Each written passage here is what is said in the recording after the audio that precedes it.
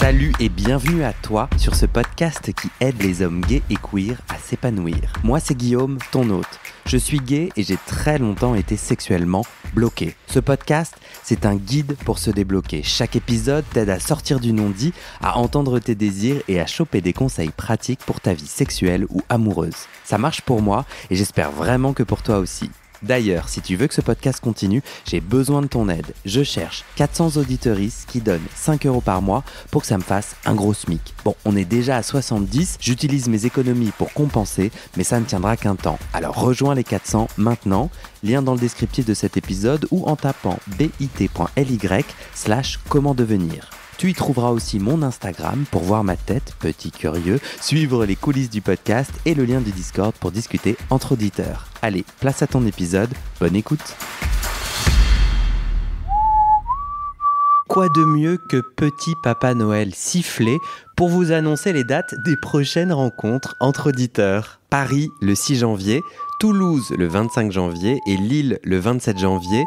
Venez, je serai à Paris et à Lille. On en profitera pour enregistrer un épisode avec les volontaires. Lien pour s'inscrire sur le site du podcast bit.ly/comment devenir. Place à votre épisode, à très vite.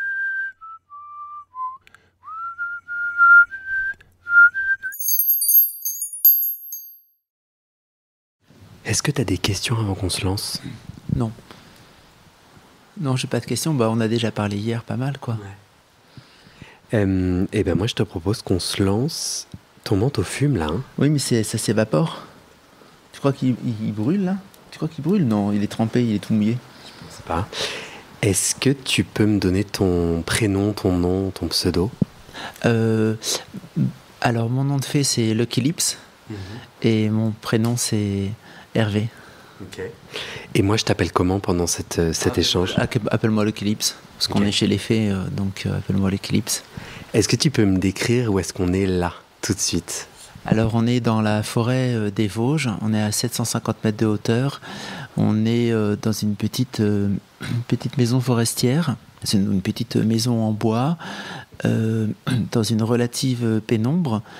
On est au bord d'un feu de bois, au milieu de la forêt. Et écoute, il pleut. Il vient de pleuvoir très fort, et puis là la pluie s'adoucit.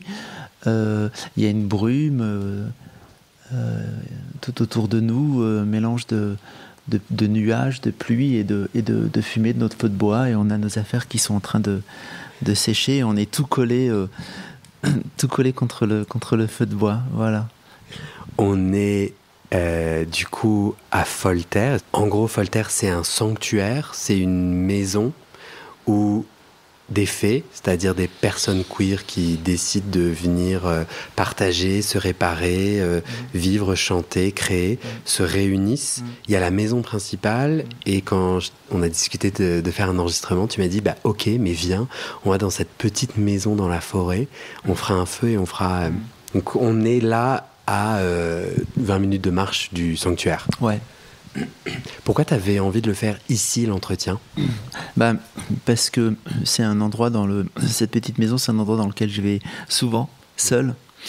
Et puis c'est un endroit paradisiaque quand même. Tu vois, c'est une petite maison en bois, une petite cabane en bois dans le plein cœur de la forêt, avec une cheminée. Je viens beaucoup ici, seul.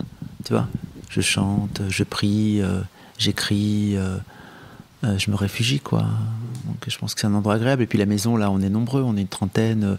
Comme il pleut, c'est plus compliqué de trouver un endroit aussi tranquille, tu vois. Toi, moi, ce qui me passionne, là où j'ai eu un appel pour te proposer un témoignage, premièrement, tu fais partie des fées fondatrices. En tout cas, tu es au début du mouvement il y a 20 ans, je crois. De Folter, ouais. Ouais, de Folter, donc ici en France. Et je me disais, c'est trop intéressant, c'est mon premier rassemblement. Et toi, tu es une des fées les plus anciennes. Et j'étais vachement curieux de pouvoir faire le pont entre toi et moi. Et vachement curieux de savoir pourquoi et comment cette aventure et les faits t'a transformé ou pas. Tandis que la pluie redouble. Je sais pas du tout ce qui sera entendu au micro de tout ça. Bon. On entend, ouais, ça me paraît difficile, non? Ouais. Je sais pas si on entend le feu. Là, je suis en train de remettre une bûche. Là, je suis bien, on a bien chaud. Ouais. C'est le premier sujet. Le deuxième sujet, on était à cette grande tablée à Folter. Donc, on est une trentaine. On fait à manger pour tout le monde. C'est vraiment... on est dans une pièce avec plein de bougies parce que depuis quelques jours, on n'a plus d'électricité. Est-ce qu'on marche avec des panneaux solaires? Au début, les premières années, on n'avait pas du tout d'électricité. Puis on a mis, je sais pas, quelques panneaux solaires. Mais comme là, depuis plusieurs jours, il pleut toute la journée. On n'a plus d'électricité. Alors, on est à la bougie, ce qui est très chouette. Ce qui est très chouette. On dîne tous les deux à côté et tu me dis, à moi, le premier rassemblement des fées, c'est la première fois où j'ai pu reconnecter spiritualité et sexualité. Ouais. Alors là, tout de suite, j'étais là où j'ai plein de questions à lui poser.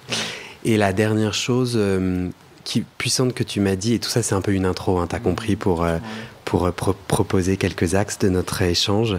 Le troisième axe qui, moi, a capturé mon imagination, c'est quand tu m'as dit que ton partenaire, le couple que tu formes avec lui, c'est quelque chose, c'est une cellule essentielle, c'est un endroit très important pour toi, et qu'au début, ça s'est fait sans une évidence sexuelle. C'est que derrière toutes les injonctions de, en fait, quand tu rencontres quelqu'un, direct, c'est génial sexuellement. Toi, t'as dit, on a eu un chemin de conquête, et ça aussi, je trouvais ça passionnant. Je crois que j'ai envie, ça te va si on les prend dans cet ordre-là à la louche? Bien sûr, ouais. Je crois que j'avais envie de commencer avec ton nom de fée, Lucky Lips. Aujourd'hui, il veut dire quoi pour toi? Tu vois, je pense que tu as été nommé comme ça, tu t'es nommé comme ça, tu peux raconter la genèse. Je crois que je serais intéressé de savoir 20 ans plus tard ce que ça veut toujours dire pour toi. 25 ans en fait, 25 ans. Donc, lèvres joyeuses, lèvres chanceuses. Ouais, lèvres chanceuses. Écoute, alors, tu sais, chez les fées, mais est-ce que les auditeurs connaissent l'histoire du mouvement des Radical Fairies? Eh ben non, dis. C'est intéressant de savoir un peu qu'est-ce que c'est les fées. Les fées, c'est un monsieur qui dans je pense que c'est fin des années 70, s'appelait Harry Hay. Fairies, ça veut dire tapette, tarlouse, c'est une insulte.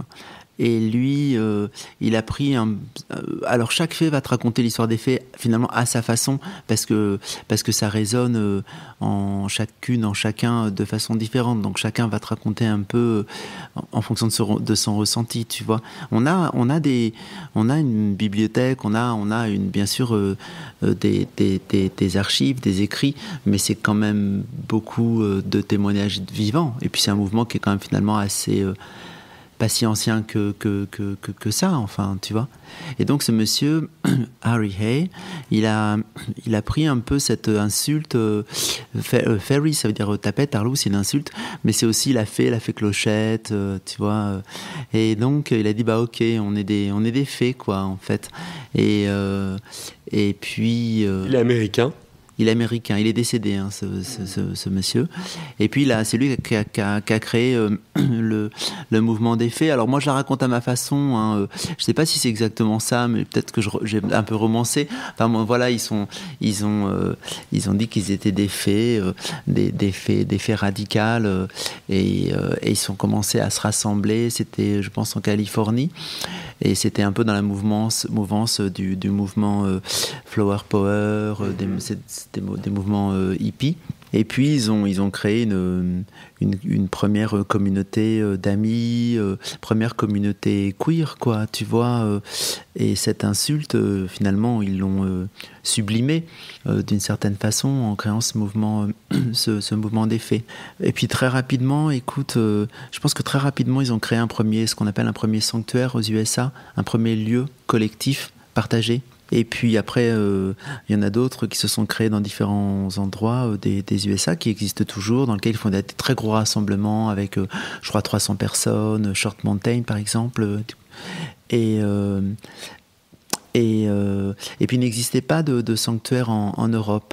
Et puis moi, il y a 25 ans, j'ai rencontré une fée qui est très importante à Folter.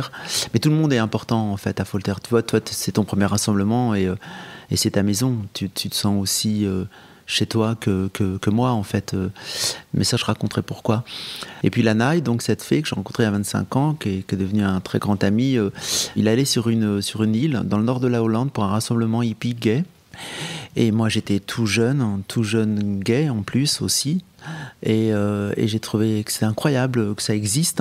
Et j'y suis allé sur cette île dans le nord de la Hollande qui s'appelle, alors je pense pas bien, c'est Terschelling.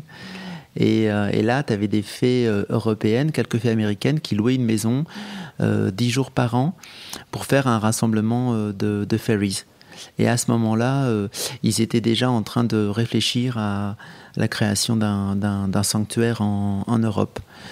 C'était vraiment déjà dans les grands rassemblements, dans les cercles, dans les grandes discussions. Il y a déjà de l'argent qui était mis de côté. Voilà. Et puis, ils réfléchissaient, les fées, elles réfléchissaient à quel lieu choisir, quel pays. Comme il y avait pas mal plutôt des fées allemandes, hollandaises, plutôt d'Europe du Nord, tu vois. Il n'était pas question de choisir un lieu dans le sud de la France. On a choisi la France parce que c'est un pays dans lequel tu peux plus facilement acheter que par exemple qu'en Hollande, tu vois. T'as encore des grands endroits sauvages. Par exemple, ici, là, on est sur le plateau des Mille Étangs, c'est quand même encore très sauvage. Et tu peux encore acheter des vieilles fermes plus facilement, disons, je pense, qu'en Hollande. Donc, ils ont rapidement choisi la France. Après, ils se sont... Ouais, l'Est, on voulait un endroit avec de l'eau, un endroit sans voisinage aussi, tu vois, qu'on puisse être vraiment libre, sans personne qui nous voit, faire la fête aussi sans doute, faire des rituels, faire tout ce qu'on veut, pas être embêté par les voisins. Et puis voilà, ils ont trouvé cette maison au Folter. Et ce qui est marrant, c'est que le lieu... notre terrain lui-même s'appelait pas Folter, mais la terre d'à côté qui touche notre terrain, que je sais pas si on n'a pas acheté 1 ou 2 hectares, s'appelait Folter en fait. Tu vois, c'est pas un nom qu'on a inventé en fait. Tu vois, ouais, c'est dingue. Il y a Folter, Froide Terre, je sais plus exactement, tu vois. Pour les gens pour qui c'est ultra conceptuel ce que tu racontes, communauté, hippie, t'as dit faire la fête, faire des rituels. Ouais, vas-y, pardon, je t'ai interrompu. Non, t'inquiète. Est-ce que tu pourrais me dire un peu comme ça des grandes idées, des grandes propositions qui caractérisent en fait cette invitation des fées? Écoute, alors chaque fée va t'en parler d'une façon différente, tu vois. Donc ce que je dis, c'est moi, c'est mon ressenti, c'est ma façon à moi de vivre les choses. Je ne parle pas au nom des fées, tu vois. D'ailleurs, ce que je raconte de l'histoire par rapport à Harry Hay et tout ça, ça se trouve, j'ai un peu réinventé l'histoire. Je sais qu'aussi, à un moment donné, ça s'est aussi politisé pas mal. C'est pour ça que c'était radical. Parce que tu vois, il y a eu à Christopher Street, à New York, tu sais, c'était un bar gay. Des flics faisaient régulièrement des descentes pour casser du PD. Et puis un jour, je sais que c'est le contraire qui s'est passé, comme dans la chanson de Chantal Goya, quoi. Tu sais, ce matin, à la fin, tu vois, ça. Je crois, et que je te raconte des histoires. Et c'est Stonewall que tu racontes. Ouais. Et puis, les faits se sont mêlés aussi, je crois, à ce mouvement-là. Ça s'est politisé aussi, tu vois, par rapport. Il y a aussi, comment il s'appelle, Harvey Milk aussi. Tu vois, bon, voilà, il y a eu un moment donné plus politique, je crois. Chaque témoignage de ce podcast est un jeu. Ton manteau brûle. Oui. Oh. Ah, mais je suis vraiment... Ah ouais, il brûle, ouais. Chaque témoignage de ce podcast est un jeu. Donc, tu l'as dit plusieurs fois, complètement d'accord avec toi. Et vas-y, en fait, partage ton jeu. Et en effet, c'est pas essentialisant. Je vais rebondir, t'as dit faire la fête. Alors moi, là, on est dans un rassemblement d'octobre. J'ai pas fait la fête une fois. Il n'y a pas eu aucune prise de drogue et je n'ai vu aucune drogue. Et on a coupé du bois, fait les bûcherons. Et si une fois on a quand même mis la musique et dansé, mais si on a fait à manger, on a fait des... Et en termes de rituels, je pourrais raconter, mais j'ai parlé à d'autres fées qui sont arrivées récemment et qui ont fait des rassemblements d'été et qui me décrivent des rassemblements que moi j'ai jamais vécu. Donc moi-même je comprends ce que tu veux dire. Mais reviens à toi. Toi, pour toi, c'est quoi les composantes essentielles pour décrire l'invitation des fées, si tu devais raconter à des gens qui connaissent rien. Écoute, le symbole des fées, c'est ce dont je te parlais hier, c'est un papillon. notre insigne, tu vois. Et pour moi, je vois beaucoup de choses à travers la figure du papillon et qu'on retrouve pour moi chez les fées. Le papillon, il est pas très utile, contrairement aux abeilles, tu vois, qui sont des grandes travailleuses, qui produisent du miel, qui sont très bien organisées. Le papillon, c'est pas du tout pareil, quoi. Il produit rien. Donc je trouve que les fées, ça c'est quelque chose qui pour moi est important. Tu vois, ça fait 20 ans qu'on a la maison et là hier c'est marrant parce qu'on a ressorti des papiers qu'on avait écrits il y a 20 ans et c'était marqué urgent, couper les arbres, les sapins qui ont été plantés, tu sais, en ligne derrière la maison, et on les a coupés cette semaine en fait. Donc tu vois, on n'est pas très efficace. Et je trouve ça vachement bien parce qu'on est quand même on a tout le temps des injonctions permanentes d'efficacité, de rentabilité, enfin dans une société quand même capitaliste, il faut produire, il faut avancer, il faut que ça, tu vois. Et ça, je trouve que cette dimension-là est très importante chez les fées parce qu'il y a une certaine... j'emploie des termes que je ne connais pas bien, je ne suis pas un spécialiste de ces notions-là, mais je pense qu'il y a une certaine forme de recherche de l'anarchie. C'est-à-dire, ici, chez les fées, on n'est pas là pour être utile, et chacun est censé vraiment être responsable de lui-même. Donc on n'a pas un cahier des charges, on n'a pas... si tu fais quelque chose... fais-le d'abord parce que tu en as envie et fais confiance aux autres. Et quelqu'un peut très bien ne rien faire et juste être là et se faire du bien et je ne sais pas, se consoler, se reconstituer ou simplement être heureux d'observer les arbres et c'est très bien. On n'a pas il n'y a pas de chef, il n'y a pas de leader politique. Il n'y a pas de leader spirituel, il n'y a pas de hiérarchie non plus. Alors tout ça semble bien théorique, mais tu vois, regarde, toi tu viens d'arriver, c'est ton premier rassemblement et on est pareil en fait. Tu vois, tu peux très bien décider. Enfin, la maison, c'est la tienne complètement. Et ça, je trouve ça. Quand on arrive à Folter, moi quand j'ai été accueilli, il y avait déjà des fées qui étaient arrivées et quelqu'un m'a fait un hug, m'a pris dans les bras et m'a dit welcome home, bienvenue à la maison. Et c'est marrant parce que j'ai eu un réflexe de dire ah non, moi je viens d'arriver, c'est pas chez moi. Ouais. Et en fait, c'est quand même rentré dans ma tête. Je me suis senti... ce que tu dis, je le vis vraiment. Cette absence d'une forme de hiérarchie et donc un sanctuaire où moi, en tout cas, je suis venu me réparer, me poser et investiguer un intime queer. En fait, dans un espace où il n'y a que des personnes queer, il y a autre chose qui se fait. Fait F-A-I-T, F-E-E. Toi, si on devait parler du mouvement des fées en racontant l'impact qu'il a eu pour toi, tu peux me ramener à ce premier rassemblement où il y a un alignement qui se fait. Les fées, il n'y a pas de lead... je sais pas comment... Attends, faut que je réfléchisse un peu... j'étais parti sur les papillons au départ, mais... Tu veux dire plus de choses à propos du papillon ? Ah bah oui.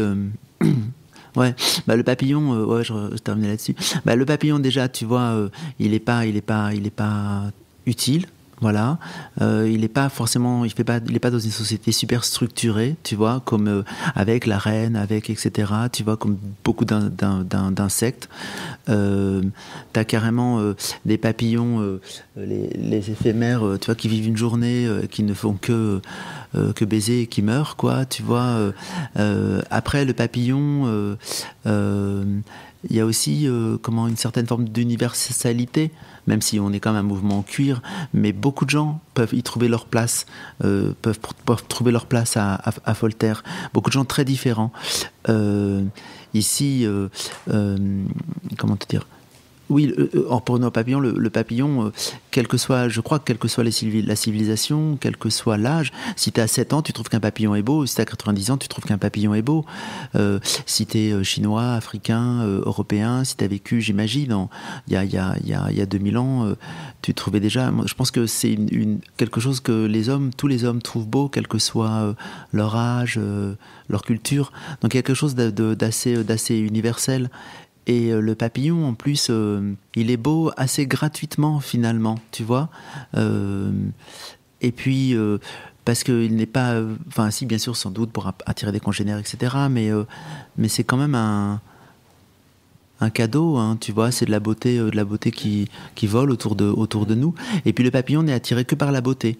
Lui, son but dans la vie, c'est de rechercher les fleurs.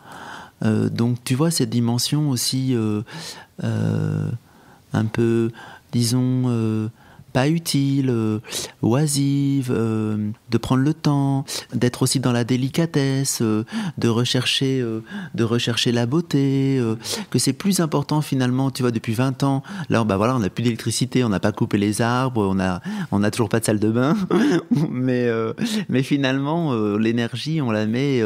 à des endroits autres, c'est-à-dire de préparer une belle table le soir avec avec passer 2 heures à se draguer, à se costumer, et que la table soit belle et que ce soit un moment magique.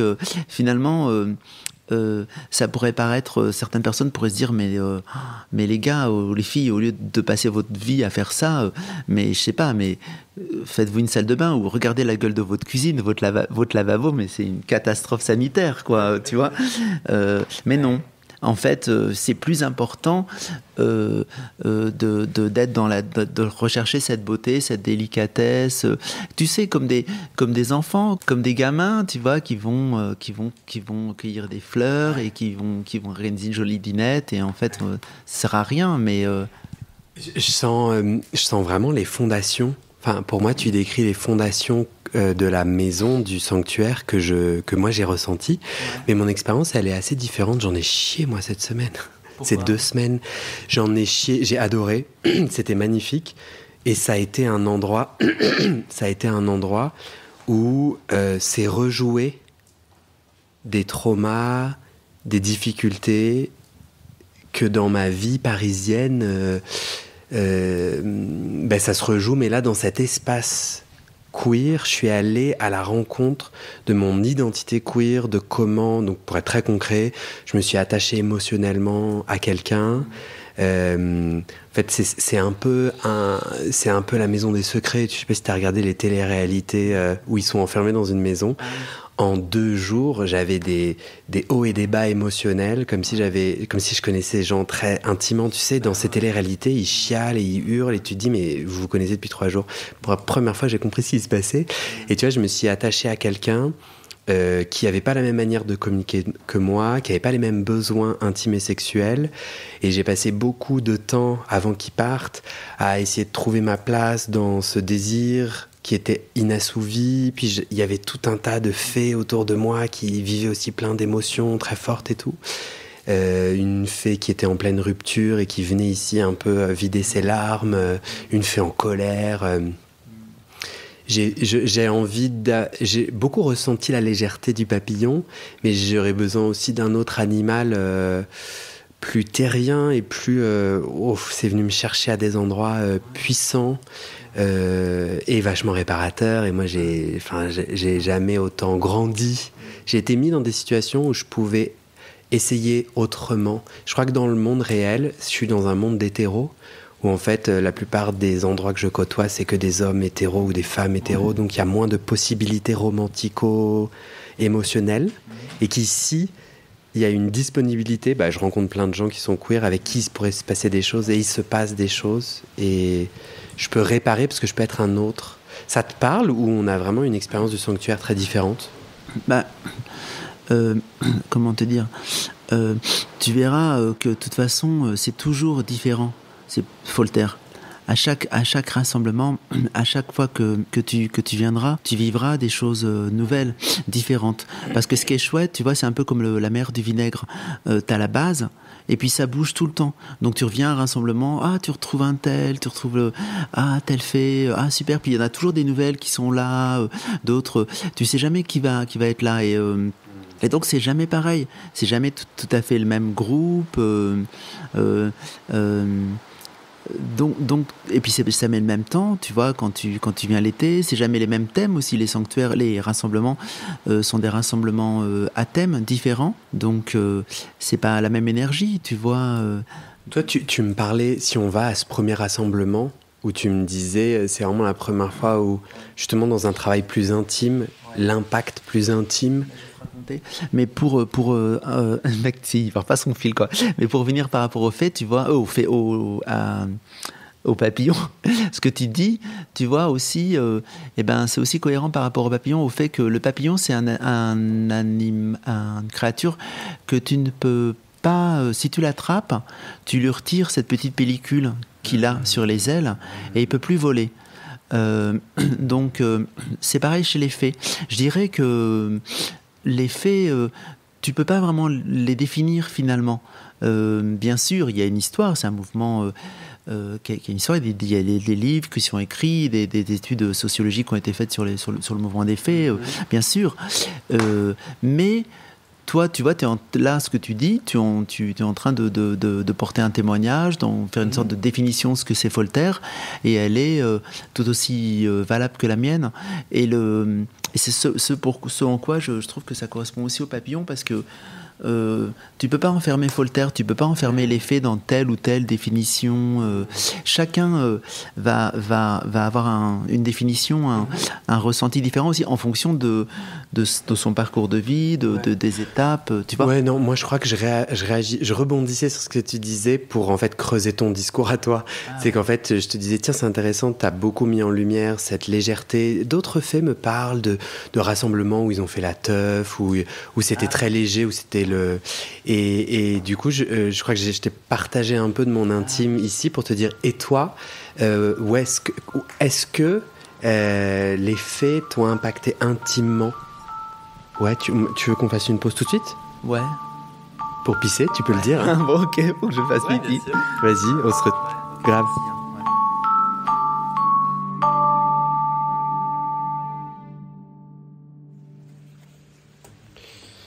Okay, I'm going to read the text.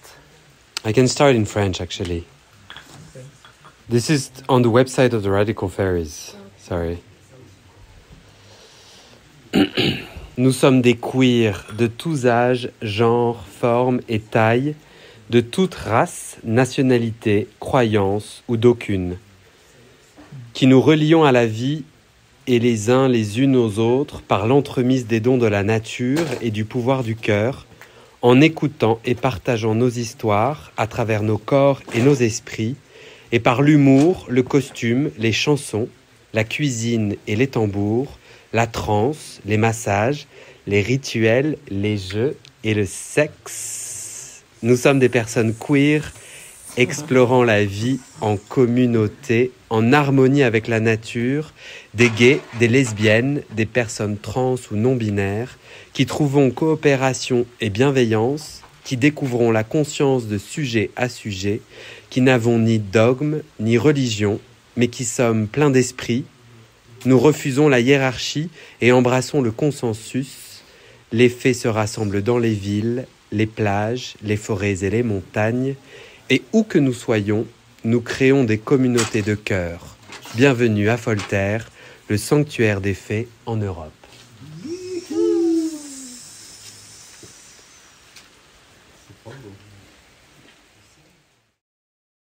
Et c'est la fin de cet épisode. Vérifiez dès maintenant si la suite est déjà publiée. Sinon, vous pouvez vous abonner à ce podcast sur votre plateforme d'écoute pour être alerté dès la sortie des nouveaux épisodes. Et si vous aimez les témoignages intimes comme celui que vous venez d'écouter, j'ai 2 autres podcasts qui pourraient bien vous plaire. Je vous les présente. Histoire de devenir moi. Ça, c'est un podcast dans lequel des gens ordinaires me racontent un tournant déterminant pris dans leur vie. Ils racontent le déclic qui a tout changé et comment ils sont devenus un peu plus eux-mêmes. Ma dernière séance de psychanalyse.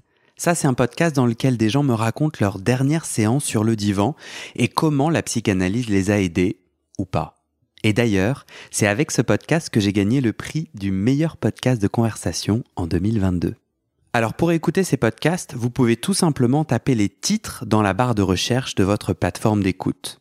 Mais je vous mets aussi dans le descriptif de cet épisode les liens pour écouter ces podcasts et les liens de mes réseaux sociaux pour découvrir les coulisses de mon aventure de podcasteur et aussi la page de dons pour soutenir mon travail et mes podcasts. En tout cas, n'hésitez pas à m'envoyer vos retours et vos réactions à guillaumefedepodcast@gmail.com ou sur mes réseaux sociaux. Ça me motive énormément de savoir que ces histoires naviguent et résonnent, ou pas d'ailleurs.